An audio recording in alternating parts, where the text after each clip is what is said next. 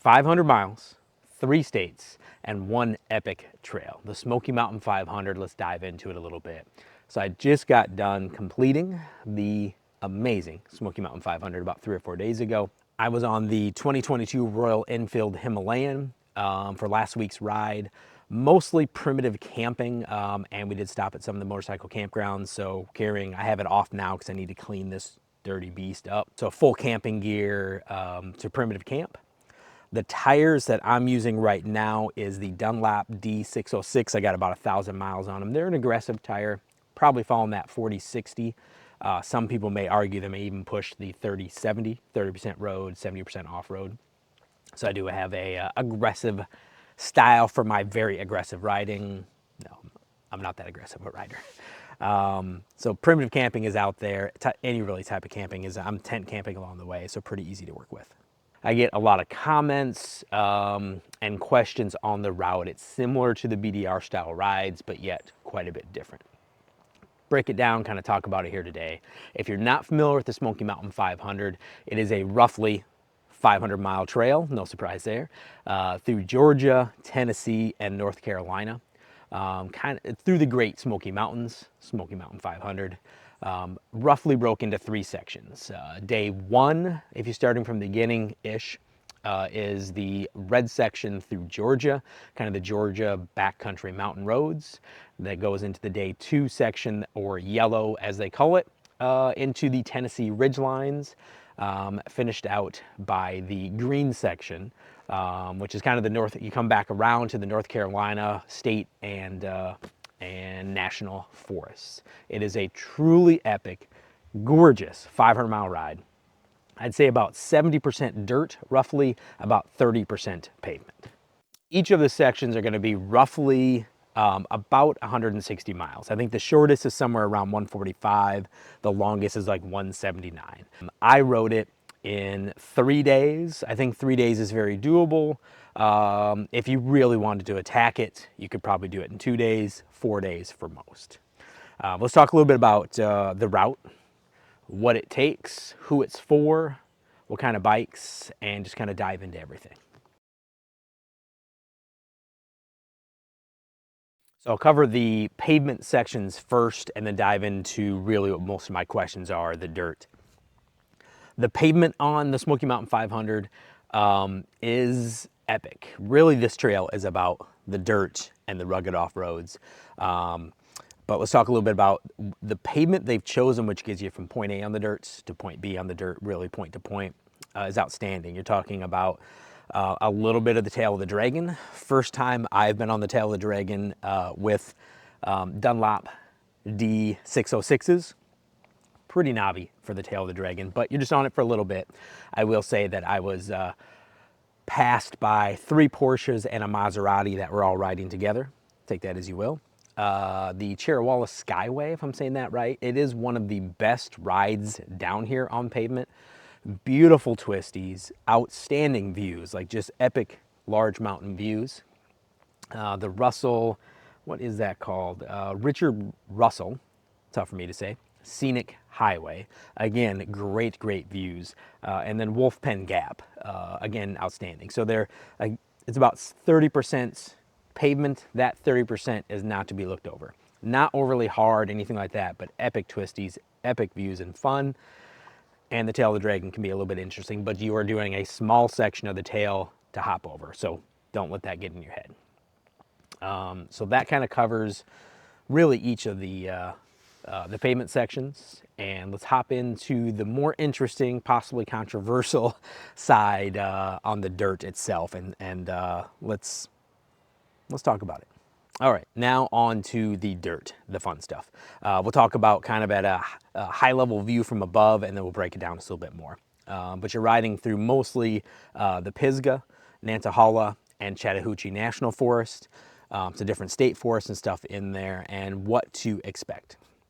You'll get everything from smooth gravel roads, climbing elevation, down elevation, into some pretty, at times, rocky, embedded rocks, rough roads, We'll talk about that a little later, about like Old Bucktown and such. And some ruts in certain sections because of weather, storms, 4x4s, which have every right to ride the Smoky Mountain 500 as well. Nothing against you. But you rip up the trail just a little bit more than we do at times. So some ruts, some deep ruts, and water crossings. On the Smoky Mountain 500, water crossings are definitely a subject. Once again, we'll kind of break that down and go into those more directly. So the question I get asked the most, the Smoky Mountain 500. Who is the ride for? What type of bikes? I get asked that a lot in the community post, my video comments, and that's a large arcing question. So I'm gonna answer this in two ways. Really, I think the Smoky Mountain 500 is gonna be for more of you, not so much the new beginner, but advanced beginner. That's a thing. I'm gonna say advanced beginner is a thing, intermediate and above. And those actions, even in the wet seasons, you don't or won't have really any issues. The reason I say there's two answers here is if you've followed this channel at all, 2 years ago, I'd never ridden a motorcycle, never sat on a motorcycle. I bought Draven here, my 2022 Himalayan, and we have gotten aggressive. We've had a lot of fun. Within about the first 2 months of riding, any bike at all, sat on it 2 months. We did the Smoky Mountain 500, half of the Smoky Mountain 500, say we, I did it with my Adventure Berry buddy. My Adventure Buddy Barry, how about them apples? But we combined it as a loop to leave South Carolina and get back. So the Georgia Traverse with the top of the Smoky Mountain 500. So I did it as a true beginner. It was interesting. It was doable. Dropped the bike a couple times, very easily got it picked up. So if you're attempting to learn and you do not override your skills, you're not trying to speed up to follow your friends, you're just riding within your skill level, I think anybody can take this route. This 3-day route could become a 4-day route, or maybe at the most a 5-day route, but I would suspect for a beginner.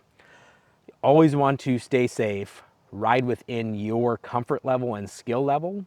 And I don't want to be the one to push everybody to Smoky Mountain 500, but I did it with next to no skills and it was fine. And that was the trip.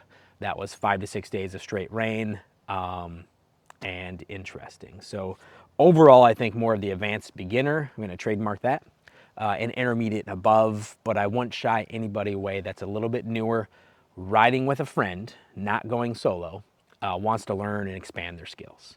So let's talk about a few different things as we break that dirt down. I've done most of this route twice now in very different weather conditions. So the first time I was out, I did half the Smoky Mountain 500 to make a loop out of what's called the Georgia Traverse. Another video, when I get that video done, I'll pop that up here, but focusing on the Smoky Mountain 500. So I'm gonna say roughly, I don't know, maybe about 10 different water crossings, most of them very easy. You have what's called the famous Whit Road. On Whit Road, which there's a bypass, I believe, around that if you don't want to do it, during rainy seasons or high water seasons. You have 2 different crossings that are, can get, easy for me to say, respectively deep. During the high season, I'll show you a little tidbit of a video here that challenged us just a little bit. Right before a water crossing. Keep going, keep going, keep going. Keep going, keep going, keep going. Keep going, keep going. Behind you. Give me about another minute. Let's go up. I'm with you.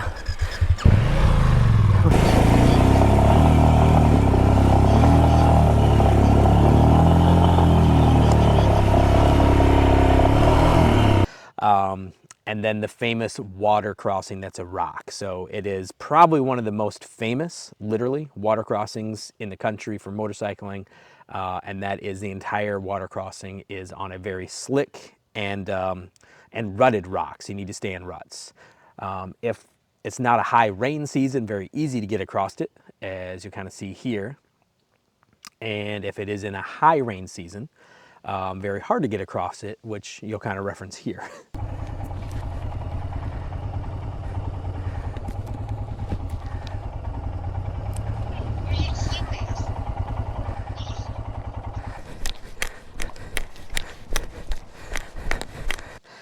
A couple things I do want to say on that is the harder water crossings you're seeing in this video when we are fighting them. We chose to do this route last year after 6 straight days of rain. We just happened to have it scheduled. So we went out and did it knowing the water crossings would be hard, and they definitely were. A lot of mud and water. Now, this time of year hasn't been a lot of rain. Rainy season didn't come up too much, so the water crossings were low and easy. Each and every water crossing on the route, very easy to do. There's another one on Charlie's Creek Road, I think. It's famous. I think it's where the Tallulah River and Charlie's Creek kind of combine right there. Very easy to pass. It was probably all of, I don't know, a foot deep, if even that. It's a longer crossing. You can kind of see it here. Pretty easy to ride, pretty easy to navigate. You stay in the middle and you're good. When it's deeper, again, in those water seasons, this can be challenging because of the length of the crossing. So just in a quick review on water crossings, if there's been a ton of rain, they are going to be challenging. If it's been a lighter amount of rain in the last handful of weeks, like our ride just a number of days ago, anybody can ride through it. It's very straightforward. And I think at least for Whit Road and such, there are bypasses. You can easily get around these. You can choose, look at the water crossing, and divert. So you have an option to get crazy and just throttle through it, or make better decisions sometimes than being Barry do, and just and get crazy with it. What type of gear do you need on the Smoky Mountain 500? Let's just touch on that for a little bit on the bike. There is plenty of primitive camping. One of my favorite things about this route, over even the BDRs. I love to primitive camp. I use a motorcycle. Really, it's a ton of fun, but I just want to get out to the wilderness. It's my thing. I backpack as well. You can primitive camp anywhere along this route. There's just constant camping. If you get yourself into a need or into trouble where you just need something to set up, each section kind of begins and ends with a motorcycle campground. So if there's something, if you need it, it's right there for you. In the red section, you have like 2 wheels of Suches. In the green section, you have Iron Horse Motorcycle Campground. In the yellow, you're going to have Smitty's Motorcycle Camp, but there's literally a motorcycle style campground throughout this, that if you don't want to primitive camp, if you wanted to stop at a motorcycle campground and primitive camp within a campground so other people are there, or cabins in those campgrounds or anything like that, it's very easy accessible. So camping, very easy to work with. I do recommend, depending on the season, but you want to go with a proper tire, at least a 50/50. Ever since riding the first Smoky Mountain 500, which was just, as I mentioned, pure wet mess, I'm going with 40/60. And the most recent time here, you know, with these Tusk D-Sport tires and then these Dunlap tires, and you could even argue maybe a 30/70 tire, is what I've been riding. But 50/50, Nate that rode it with me just finished. You'll see in the videos when I get these out coming soon. And Barry were both riding the Michelin Anacre Wilds. So that's a 50/50 tire. I was more aggressive with what I would call a 40/60, and some may call the 70/30. So really, what you need on your bike is aggressive tires. And camping wilds, you just pick what you do. If you're primitive camping, there's plenty of it. If you prefer campgrounds, there's plenty of that. You're gonna have easy, accessible. This is a popular route. So you're gonna see other riders out there and have other resources. The second, probably most asked question I get is it big bike friendly? Is it dual sport friendly, dirt bike friendly? Let's try that again without the burp. All right, the second most asked question I probably get is bikes. Is it big bike friendly? dual sports, what kind of bikes are riding on there. So I guess overall my answer is going to be yes, it's big bike friendly. It's all about your riding skills. There are a lot of rough riding on the Smoky Mountain 500, definitely depending on the weather. But Barry is riding a 850 GSA. I saw a lot, like the path was full this time on the route and campgrounds of large KTMs. 890, I saw a couple 1290 Super Adventure, if I'm getting that right. Saw multiple African Twins and some Pan Am. So definitely big bike friendly. There's nothing a big bike can't do. You just want to match up with your riding style and, how good of rider you may be. If you can handle the bike, it's going to be fine. The big bike's going to make it harder because of the large, rocky, ruddy sections, but absolutely. Dual sport and adventure bike, the lighter bikes are really good in this particular situation. I call this a mid or lightweight adventure bike anyway. Really lightweight at like 420 pounds, yeah. But yeah, the only thing, it's going to have to be a legally plated bike. Your strict dirt bikes, there's a lot of highway travel, even dirt roads that are Forest Service roads, and you have to be plated for that. But any bike is capable. I have seen them all out here, trust me. All right, so camping and gear recommendations. Everybody rides separately, differently. I'm a primitive camper, so I had my entire camping setup in my panniers. This beautiful item back here carries all my YouTube stuff, cameras, drones, batteries, all those type of goodies. On this trip, I was tent camping. My standard, always beat the heck out of it, love it. Big Agnes Tiger Wall tents.